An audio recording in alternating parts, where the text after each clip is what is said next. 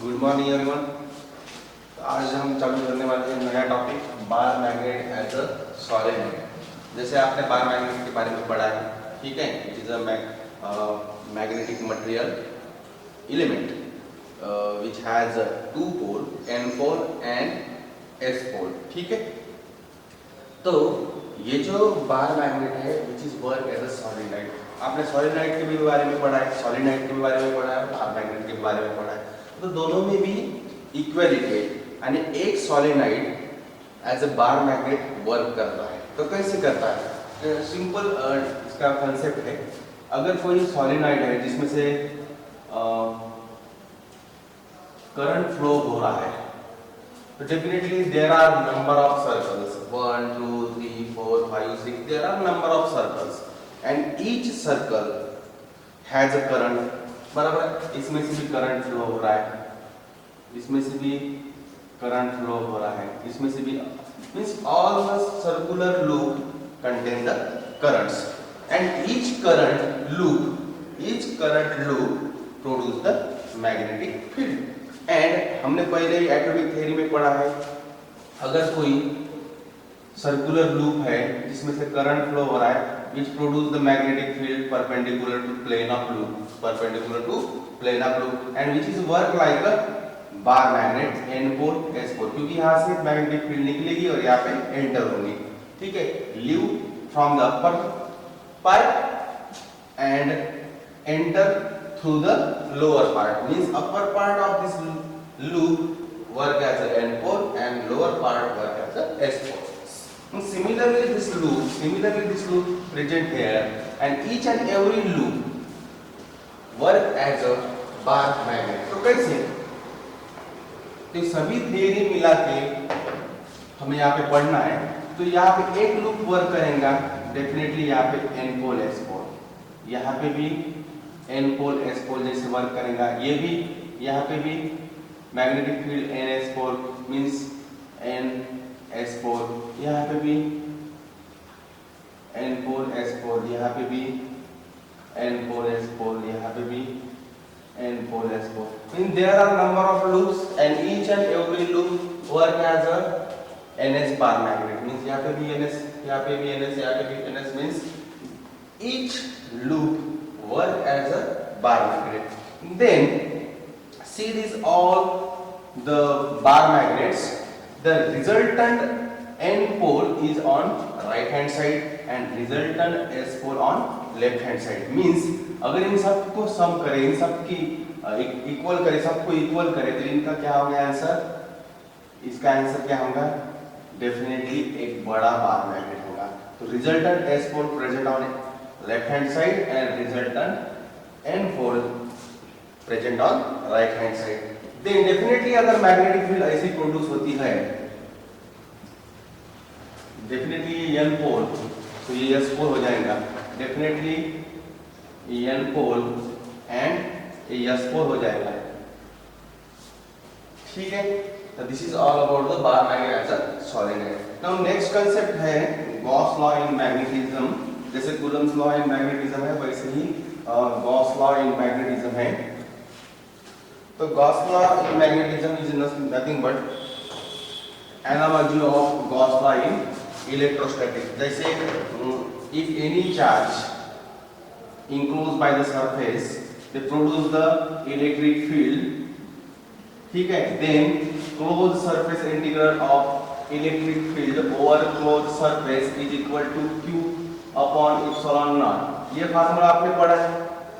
तो इस फार्मूले से, इस कंसेप्ट से एनालॉजी लगा के गॉस ने मैग्नेटिक फील्ड में भी एक ऐसे ही लॉ निकाला है। तो कैसे वो लॉ है?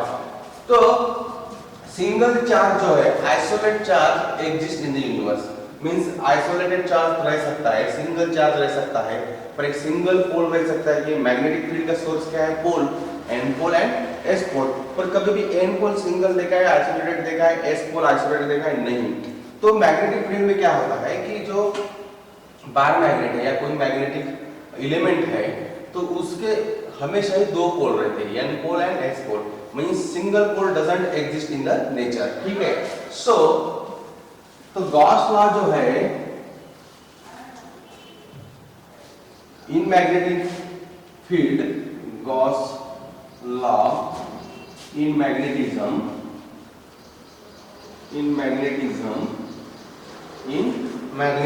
क्या करता है कि close surface integral of magnetic field over close surface is equal to zero. इसका मतलब यह है कि whatever being the pole enclosed inside the closed surface whose resultant pole strength is equal to zero, क्योंकि there is present equal and opposite poles, pair में रहते हैं equal and opposite poles वहां पे प्रेजेंट रहती है। एन पोल है और एस पोल है। एक पोल से क्या होता है, लाइंस लीव होती है, मींस बाहर निकलती है, और दूसरे पोल से दूसरे सरफेस से एंटर होती है, मींस क्लोज सरफेस से जितनी नंबर ऑफ लाइंस बाहर निकलेगी उतने ही नंबर ऑफ लाइंस एंटर होंगी, मींस रिजल्टेंट पोल स्ट्रेंथ क्या होगा, जीरो होगा। रिजल्टेंट पोल स्ट्रेंथ क्या होगी, जीरो होगी। Means this law said that कि whatever the number of lines leaves the closed surface, same number of lines enter in the closed surface. That means the resultant pole strength of the poles is equal to zero.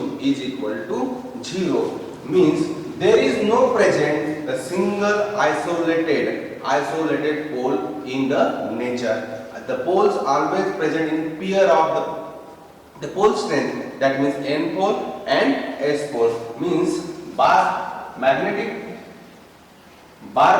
is always present in the pair of the poles, ठीक है, there is no present single poles. That is the physical significance of this Gauss law in magnetism is this, ठीक है। तो ये law भी आप ध्यान में रखना है, ठीक है। और मैंने जो लास्ट एक टॉपिक है, मैंने जो कल आपको पढ़ाया था और लास्ट दो लेक्चर में, जैसे टॉर्क के बारे में, torque in magnetic field and potential energy in magnetic field, आपको मैंने लास्ट दो लेक्चर में पढ़ाया। तो देखो टॉर्क का फार्मूला और पोटेंशियल एनर्जी का फार्मूला नियर अबाउट सिमिलर है, पर उनमें थोड़ा उनका फिजिकल सिग्निफिकेंस थोड़ा चेंज है, ठीक है। टॉर्क यानी क्या होता है, mb sin थीटा। तो पोटेंशियल एनर्जी इक्वल टू क्या होता है, mb cos थीटा, बराबर है। टॉर्क इक्वल क्या होता है, mb sin थीटा, तो पोटेंशियल एनर्जी इक्वल क्या होता है, mb cos theta. Torque represent in sin theta है यहाँ पे, तो डेफिनेटली इन दो फिजिकल क्वांटिटी में cross product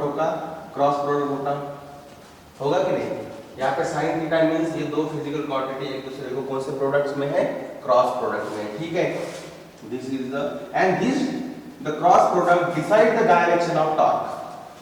the cross product of this two physical quantity decide the direction of torque.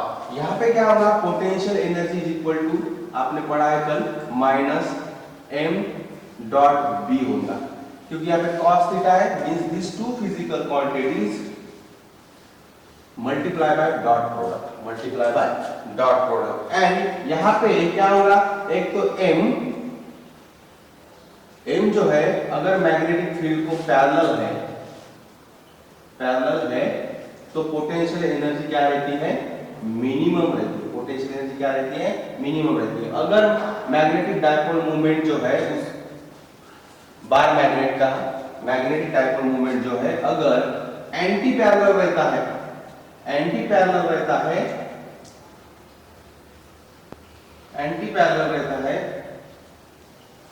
तो पोटेंशियल एनर्जी क्या रहती है, मैक्सिमम रहती है। क्या रहती है, मैक्सिमम रहती है। That is equal to mb। यहाँ पे क्या रहता है, माइनस mb। पर अगर मैग्नेटिक डायपोल मूवमेंट अगर परपेंडिकुलर है मैग्नेटिक फील्ड को, तो पोटेंशियल एनर्जी जीरो रहती है। पोटेंशियल एनर्जी क्या रहती है, जीरो रहती है। This is all about the potential energy. Formula same है, mb यहाँ पे, पर यहाँ पे सिर्फ cos फंक्शन और sin फंक्शन का डिफरेंस है, मींस यहाँ पे क्रॉस प्रोडक्ट है, यहाँ पे डॉट प्रोडक्ट है, ठीक है। ये दोनों पोटेंशियल एनर्जी की वैल्यू पैरेलली डिसाइड करते हैं, एक दूसरे को पैरेलल है या एंटी पैरेलल है, ठीक है। यहाँ पे ये दोनों अगर परपेंडिकुलर है तभी टॉर्क मैक्सिमम रहता है, तभी टॉर्क कैसा रहता है, मैक्सिमम रहता है, क्योंकि साइन 90 डिग्री 1 होता है, ठीक है। तो उसी कंडीशन पे टॉर्क मैक्सिमम रहता है जब ये दोनों परपेंडिकुलर है। कैसे है, परपेंडिकुलर। अगर एक दूसरे को पैरेलल है, अगर ये एक दूसरे को पैरेलल है तो टॉर्क डेफिनेटली क्या होगा, 0 होगा, क्योंकि साइन 0 0 साइन 180 0, ठीक है। एंटी पैरेलल है, पैरेलल है, ऐसी कंडीशन में टॉर्क 0 रहता है। मींस टॉर्क मैक्सिमम कब रहता है, जब ये दो क्वांटिटी एक दूसरे को परपेंडिकुलर है। इसका मतलब क्रॉस प्रोडक्ट कब वैलिड रहता है, तब दो क्वांटिटी परपेंडिकुलर है। डॉट प्रोडक्ट कब वैल्यू दिखाता है, जब ये दोनों क्वांटिटी एक दूसरे को पैरेलल है, नहीं तो एंटी पैरेलल है, अदरवाइज 0 होगा इसका रिजल्ट, अदरवाइज 0 होगा, ठीक है। This is all about the torque and potential energy, ठीक है। तो ये बहुत ही इंपॉर्टेंट है कि टॉर्क का फार्मूला आपको ध्यान में रखना है, पोटेंशियल एनर्जी का फार्मूला ध्यान में रखना है। इन दोनों में डॉट प्रोडक्ट है तो मैक्सिमम पोटेंशियल एनर्जी मिनिमम कब रहेंगी, मैक्सिमम कब रहेंगी, 0 कब रहेंगी, ठीक है। यहाँ पे भी टॉर्क का ये डॉट क्रॉस प्रोडक्ट ध्यान में रखना है आपको, और टॉर्क मैक्सिमम कब रहता है, जब ये दोनों परपेंडिकुलर रहते हैं। अगर अदरवाइज ये पैरेलल है, एंटी पैरेलल है, तो टॉर्क 0 रहेगा, ठीक है। This is all about the torque and potential energy. अब इसी के आधार पर हम नेक्स्ट लेक्चर में इस पे टॉर्क और पोटेंशियल एनर्जी में प्रॉब्लम लेंगे, क्योंकि magnetic dipole moment, potential energy and torque, इसके रिलेटेड एक तो भी प्रॉब्लम जेईई नीट या नीट में आता है, ठीक है। तो ये बात यानी ये फार्मूला आपको करके रखने, इसमें हम नेक्स्ट लेक्चर में प्रॉब्लम होंगे, ठीक है। Thank you.